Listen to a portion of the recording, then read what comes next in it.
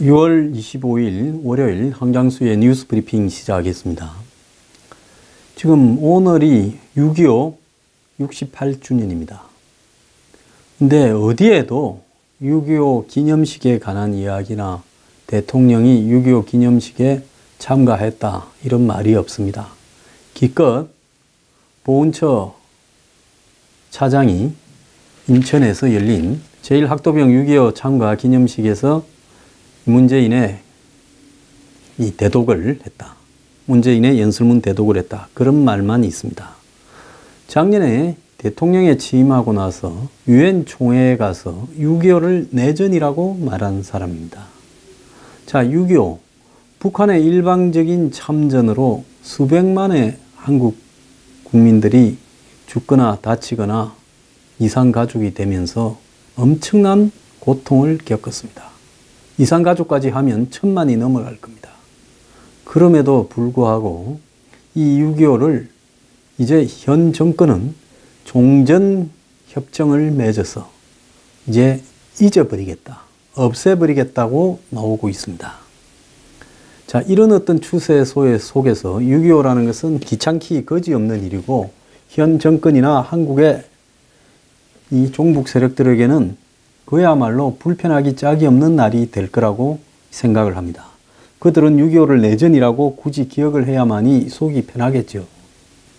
자, 6.25는 분명히 이야기하지만 내전이 아니라 소련과 중공의 사주에 의해서 북한군이 남침을 한 사건입니다. 대통령이란 사람이 역사를 제대로 기억하지 못하고 토요일 날 심야에 열린 축구를 직접 현지에 가서 본다고, 그래서 어제 낮에 늦게 귀국을 했을 거고, 자, 그러고 난 다음에 이제 오늘 6.25 기념식에는 오지 않았습니다. 무엇이 중요하고 무엇이 덜 중요하냐. 자, 대한민국 축구 문재인 뜻대로 안 되고 2패를 해서 좀 유감이겠죠. 그런데 축구를 보러 러시아를 방문했다가 현장까지 일부러, 러시아가 보통 큰 나라입니까? 그 멀리 일정을 잡아갔다면 한국의 6.25 기념식도 중요한 부분입니다. 문재인이 작년에 이어 올해도 6.25 기념식에 가지 않는다. 그리고 김정은, 트럼프와 더불어서 6.25를 휴전, 정전에서 종전 상태로 만들어버리겠다. 이런 생각을 가지고 있다는 것은 그야말로 이 6.25에 대한 역사적 책임을 없애버리겠다는 겁니다. 6.25는 엄격하게 이야기하자면 북한이 저지른 부분이고, 그 부분에 대해서는 우리가 북한과 화해를 해서 지내게 된다 하더라도 그 책임에 대해서는 사과를 받고 또 역사에 그렇게 기록을 해야 되는 부분입니다. 세월이 지났다고 해서 일본에 관해서는 그렇게 위안부 문제나 독도 문제에 집착을 하면서 어떻게 수백만 명이 죽고 다친 6.25에 대해서는 이렇게 깡그리 역사적인 문제를 망각하고 마치 쌍방의 책임에 의해서, 열광에 의해서 벌어진 대리전인 양 한국의 대통령이나 권력의 핵심에 있는 사람들이 생각할 수 있느냐 하는 겁니다. 이런 생각을 가지고 있는 저들을 볼 때 저들이 정말로 한국의 대통령 자격이 있는 사람인가? 한국을 북한에 갖다 바치려고 하는 거 아닌가라는 생각을 지울 수가 없습니다. 오늘 아침에 조선일보에 보면 한 기자가 차를 몰고 파리 서쪽에 이 노르망디를 가기 위해서 이 소도시로 갔답니다. 가다가 하도 큰 동상이 있어서 프랑스의 전쟁 영웅인가 하고 봤더니만 차를 세우고 아이젠하워, 미국의 나중에 대통령이 되었던 2차 대전의 영웅의 동상이었다는 겁니다. 이 사람은 당연히 미국 사람이죠. 노르망디 상륙작전을 성공시킨 공적을 기려서 엄청나게 큰 동상을 이렇게 만들어 놨다고 이야기를 합니다. 사실 한국의 현충일 6월 6일도 이 노르망디 상륙작전 날짜인 6월 6일에서 이렇게 관련이 있을 거라고 보고 있습니다.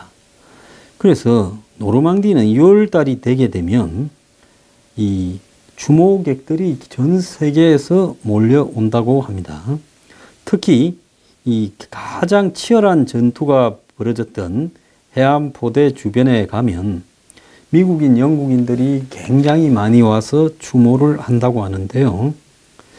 자, 74년 전에 이 아름다운 절벽 해안에서 벌어진 전투 결과 수만 명이 목숨을 잃고 그 대가로 평화가 유지되는 게 아니겠느냐라고 방문한 사람들은 이야기를 하고 있다는데요.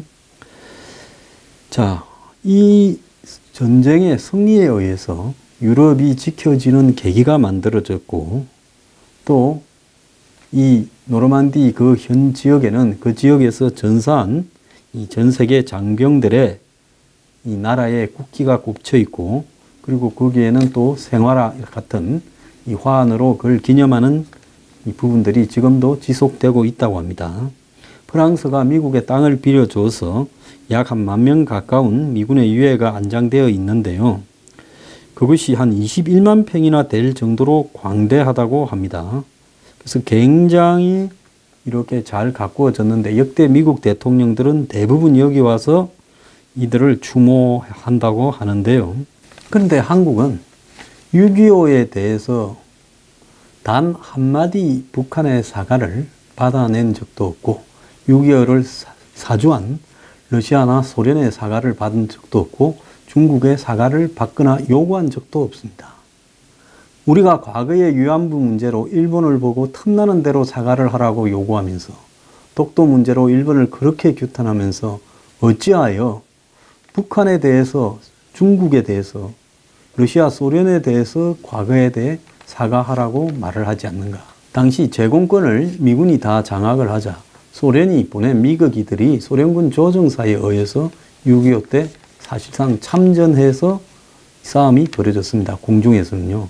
그래서 공중에서는 소련군이, 육지에서는 와해된 북한군을 대시해서 중공군이, 그래서 한마디로 6.25는 소련, 중공, 북한 등이 국제적으로 공산 진영에서 참전한, 그래서 남침한 그런 전쟁이었습니다.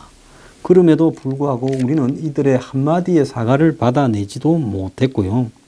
이제는 천안함 침몰의 총책인 김영철이 한국에 와서 큰 소리를 치고 있고, 더 나아가서 한국의 일부 좌파 지식인들 입에서는 천안함 침몰이 북한이 누명을 쓰게 된 거라면 우리가 사과를 해야 된다라는 주장까지도 하고 있습니다. 그래서 이 나라가 거꾸로 가도 너무나 거꾸로 가고 있는데요. 지금 어디에도 6.25를 맞이해서 제대로 된 이 기념조차도 지금 하고 있지 않습니다. 2차 대전이 끝나고 남쪽에는 미군이 주둔하고 북쪽에는 소련군이 주둔했습니다. 그러니까 45년 8월 15일 이후에요. 그래서 각각 이 3년쯤 이 소련군과 미군이 남북에 주둔을 하다가 48년에 2월 26일 유엔의 소총회는 유엔의 감시가 가능한 지역에서 선거 실시를 결의했고, 그 이전에는 이 신탁 통치라고 하면서 이 사실상 이 남북이 좀 더 오랫동안 유엔의 신탁 통치를 갖다가 이렇게 받고, 그러면서 나중에 남북이 같이 선거를 해서 단일 정부를 수립하려고 하다가 미국이 유럽이 공산화되어 가는 부분을 보면서 그걸 포기하게 되죠.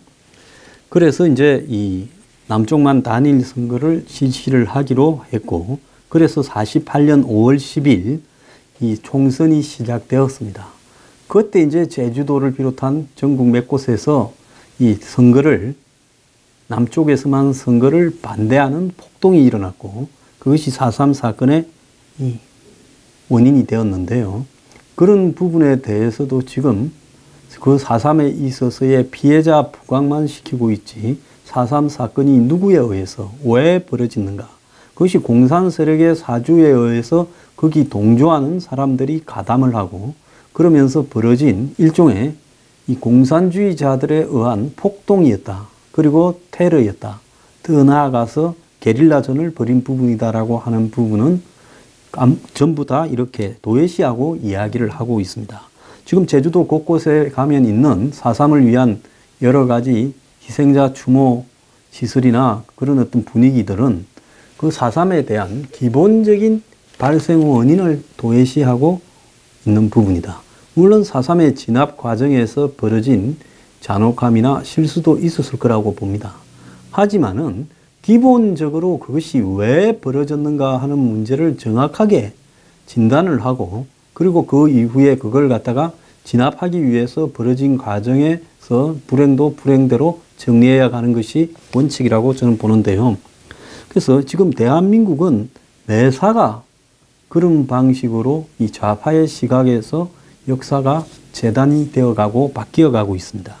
그래서 48년 8월 15일 총선에 의해서 남쪽에 단일 정부가 수립이 되었고, 북한은 9월 9일 날 조선민주주의 인민공화국을 이렇게 선포해서 별도로 독립을 했습니다.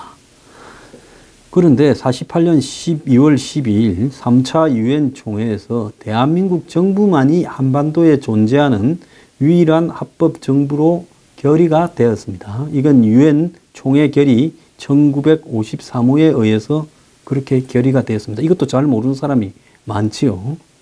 그런데 이제 북한은 50년 6월 25일 새벽 4시에 서해안의 옹진반도부터 동해안에 이르는 38선 전역에 걸쳐서 기습 공격을 시작을 했고, 북한의 야크 전투기는 김포 비행장을 폭격하기 시작했습니다.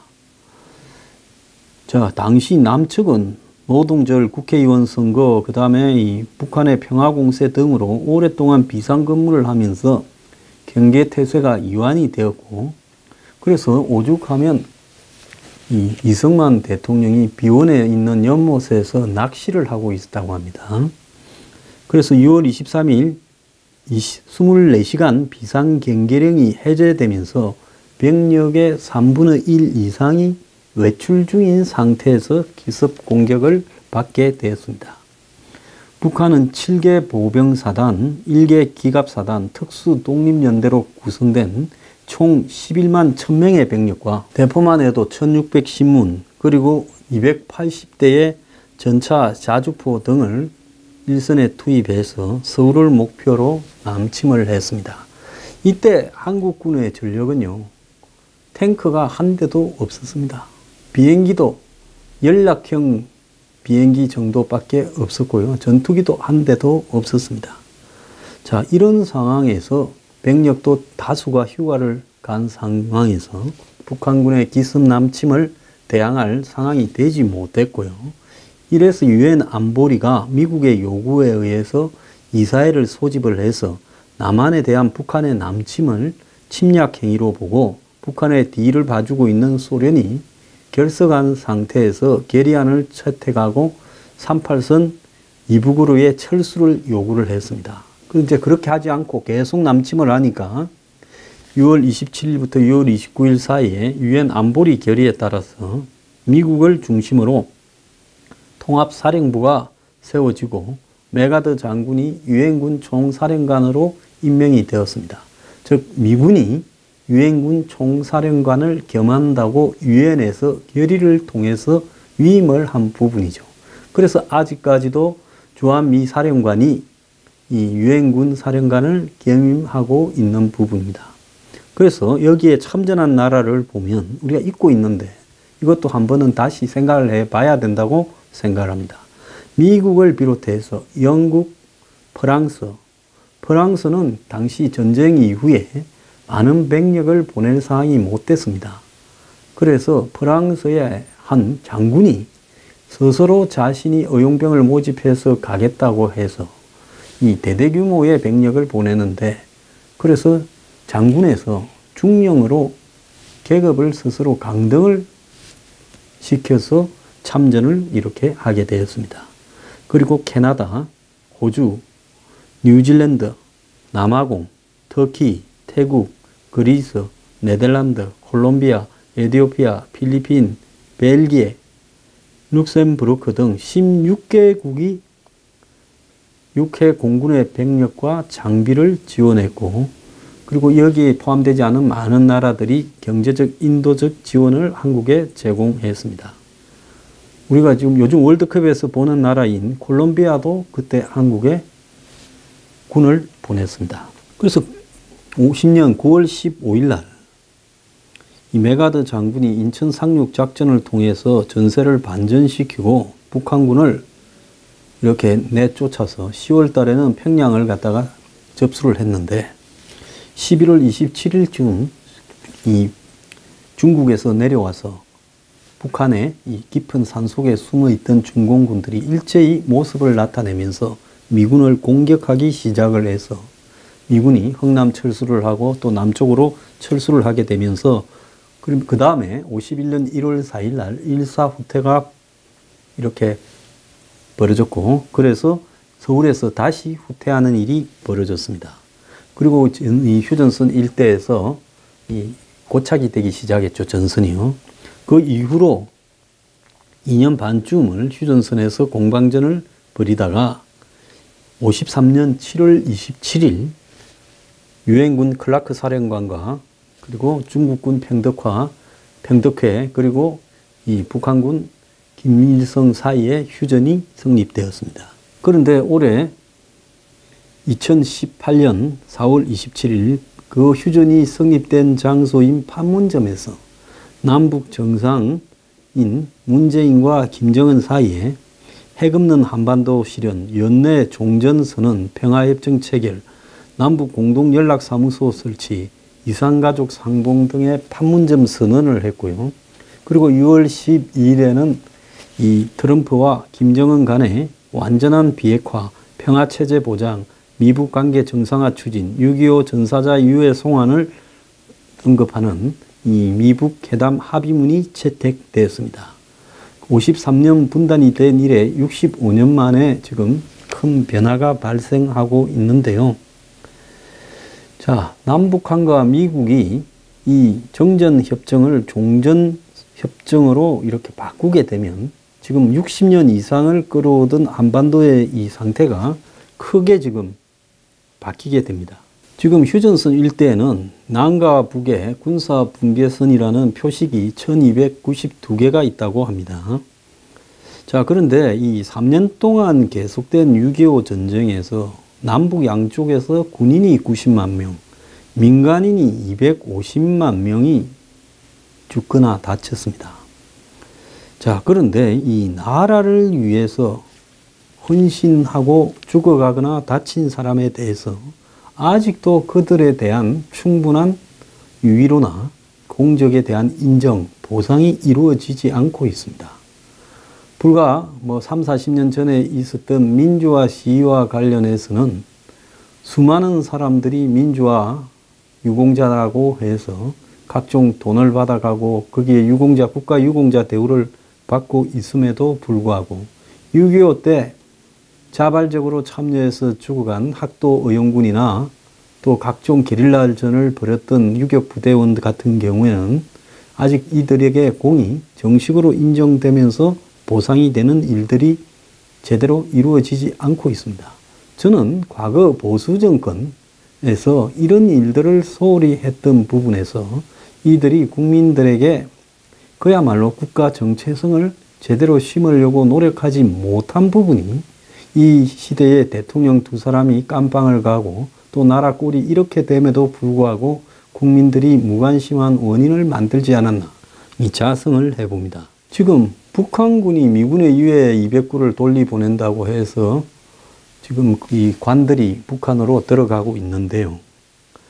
그런데 이 DMZ와 북한 지역에 묻혀 있을 국군 전사자를 찾는 일은 지금까지 이루어지지 않고 있어요. 그래서 오죽하면 GP 공사 중에 국군 전사자 유해가 2006년에 하나 발견된 게 이 군사 분계선 지역과 DMZ 지역과 북한 지역에서 6.25 이후 발굴된 유일한 국군의 유해라는 겁니다. 미군은 자신들의 이 유해를 발굴하기 위해서 6.25 전사자 유해를 발굴하기 위해서 저토록 애를 쓰는데요. 한국은 왜 그렇게 하지 못하는가? 6.25 전쟁 초기에 국군이 압록강까지 진격하면서 평안북도, 운산, 개천, 한경남도, 장진 등에서 치열한 전투가 벌어졌고 또 일사후퇴 이후에는 군사 분계선을 중심으로 고지 전투가 벌어지면서 수많은 사망자와 실종자가 이렇게 발생했고 또 국군 포로 다수가 수용소에서 사망을 했습니다. 자, 북한 지역에 묻힌 전사자의 유해가 송환된 것은 미국을 경유한 사례밖에 없다는 겁니다. 미국이 96년부터 2005년 북한에서 수습한 유해 449구를 신원을 확인하는 과정에서 국군 전사자 유해 27구를 발견해서 우리 측에 2012년과 16년에 송환을 이렇게 했습니다. 그러니까 미군하고 한국군이 같이 뒤섞여서 싸우다가 그때 죽은 유해 중에서 한국군이 들어있으니까 미군이 그 발굴하는 과정에서 캐서 송환을 했다는 거죠. 자, 그래서 이 미북 정상회담에서 6월 10일 신원이 확인된 6.25 전쟁 전사자 유해를 송환하기로 트럼프와 김정은 간에 합의를 했는데요. 지금 200구가 조만간에 송환될 거라고 하고, 그리고 북한 지역 내에서 재발굴이 곧 시작될 거다라는 이야기도 있습니다. 여기에서 국군 전사자나 실종자의 유해가 나올 수도 있죠. 그래서 정부 차원에서 이런 부분에 대한 의지가 매우 중요하다고 저는 보는데요. 근데 이런 부분에 대해서 얼마나 이 정권이 성의를 가지고 이걸 풀어갈지 모르겠습니다. 또 6.25 전쟁에는 참전했으나 합당한 대우를 받지 못하는 소년, 소녀병이라는 사람들이 있어요. 그때 이제 중고등학교에 다니다가 전쟁에 참여했던, 제가 지난번에 소개했던 학도병, 포항 일대에 죽은 학도병도 그런 사람들입니다. 그래서 이런 학도병이 얼마인가 하면 3만 명쯤 되는데 이 중에서 2만 5천 명 이상이 죽었다는 거예요. 학도병으로 참가한 사람들이 대부분 다 사망을 했다는 겁니다. 그래서 자원 입대한 경우도 있지만은 징집 연령이 아닌 나이에 강제 징집된 사례도 많다고 하는데요. 그래서 살아남은 학도병 중에는 휴전 이후에 또 군대에 잡혀가서 2번을 군복무를 한 사람도 있다고 합니다. 그런데 한국에서는 국방부 군사편찬연구소가 6.25 전쟁 소년병 연구라는 책자를 발간하기 전까지 공식적으로 소년, 소녀병을 인정을 정부가 하지 않았고요. 보훈처에서 이들에 대한 예우를 강화할 필요가 있다라는 지적이 일어났음에도 불구하고 이들에게 보상을 해주기 위한 입법이 4차례에 걸쳐서 국회에 올라갔지만은 폐기되었고 20대 국회에서도 재발이 됐지만은 통과가 불투명하다는 겁니다. 지금 몇 명 남지 않은 생존이 소년, 소녀 학도병들이 대부분 고령이라고 본다면 이것이라도 빨리 통과돼야 된다. 필요가 있는 거죠. 자, 우리 사회에 6.25가 남긴 많은 폐단 중에 하나는요. 전쟁을 겪고 나니까 살아남는 것이 이렇게 좋더라. 그게 목숨을 건져서 사는 것이 최고더라. 이렇게 되면서 생존 DNA가 이렇게 천민 자본주의와 더불어서 활개를 띄었어요. 그래서 6.25를 겪고 나서 이제 안보적으로 안정이 오니까 그 남쪽에서 살아남아서 성공하자라는 그런 어떤 천민 자본주의가 판을 치면서 살아서 돈 많이 벌고 성공하는 것이 최고다라는 물질 만능주의로 이렇게 변질되었고 그것이 그야말로 오늘날 대한민국의 상류층들이 타락하게 되는 많은 원인을 제공했다고도 볼 수 있습니다. 그런데 이때 이 국가를 지키기 위해서 돌아가신 분들을 우리는 잊고 그들을 제대로 추모하고 있지도 않고 예우하고 있지도 않고 이제 6.25는 내전인 것처럼 얼렁뚱땅 넘어가면서 북한과 더불어서 종전선언과 평화협정을 맺어주려고 하고 있습니다. 그러면 6.25 때 돌아가신 수십만 명은 다 개죽음을 한 겁니까? 그러지 않습니까? 6.25 때문에 겪었던 그 엄청난 고생들은 다 헛일이었습니까? 적어도 누가 어떻게 잘못했는지라는 부분은 역사에 남기고요. 그런 다음에 그 부분에 대해서 정리를 해야지요. 2차 대전에서 독일에 대한 뉘른베르크 재판이나 이런 부분들을 보면 그야말로 역사적으로 이 사건을 2차 대전을 누가 일으켰는가 하는 문제에 있어서 그야 명백하게 이 규정을 하는 쪽으로 그 재판이 이루어졌습니다. 그런데 한국은 6.25에 대해서 적당히 이렇게 얼버무리면서 그야말로 열강에 의한 대리전이라고 이제 한국 국민들도 다수가 믿게 만들면서 이 6.25를 기억하지 않으려고 하는 것. 이것이 오늘날 우리가 지금 살아가는 이 현실의 세상입니다. 6.25 잊어져서는 안 된다고 봅니다.